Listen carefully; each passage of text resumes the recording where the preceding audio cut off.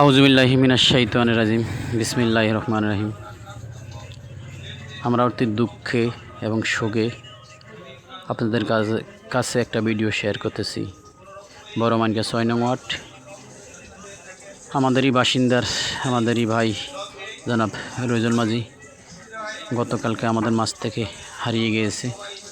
ইন্না লিল্লাহি ওয়া ইন্না ইলাইহি রাজিউন। যে মৃত্যুবরণ করেছে। দেখুন ভাই, সবাই আমরা মুসলমান, এমন শহীদি মোরা কখনো কার কপালে জোটে সেটা আল্লাহ পাক রব্বুল আলামিনই ভালো জানে। সে এক সিলার জন্য আমরা টাকা পয়সা উড়িয়ে দিয়ে তারে পাঠিয়েছি। সে এক সিলাতন বাজে আবার আরেক সিলা দিছে, তারপরও আমরা হেল্প করছি।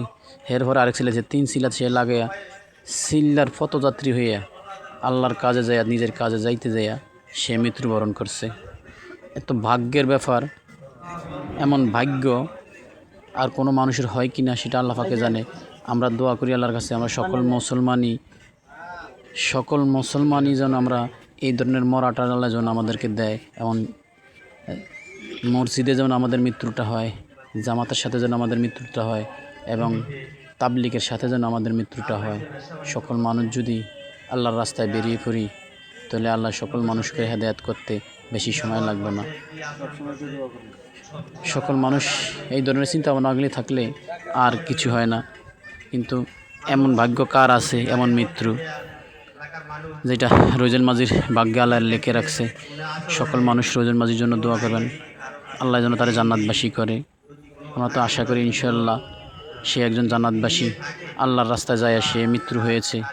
এমন ভাগ্যের মৃত্যু কখনো কেউর হয় কিনা জানি না। আল্লাহ যদি কপালে রাখে তারপরে হতে পারে। সকল মানুষ তার জন্য দোয়া করবেন। তার জানাজাতে শরীক হয়ে নিজেকে অনেক আনন্দিত মনে করছি এবং শান্তি ভোগ করছি। মনটা অনেক হালকা হয়ে গেছে। বিশাল মানুষ, বিশাল জানাজা শরীক হয়েছে, বিশাল মানুষের জানাজা। এটা অনেক বড় মানকা ৬